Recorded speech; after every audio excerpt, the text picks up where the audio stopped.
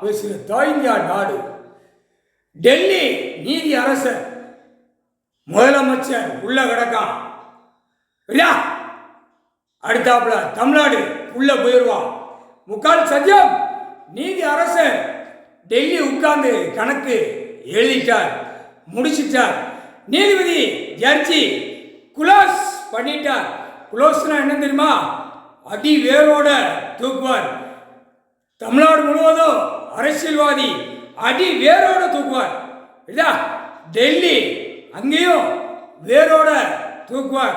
மது போதை கள்ளச்சாராயம் கணக்கு 2க்கு 2 தமிழ்நாடு டெல்லி கணக்கு முற்றுப்புள்ளி வச்சிட்டார். இந்த கணக்குப்படி தூக்கி எல்லா நாடும் முடிப்பார்.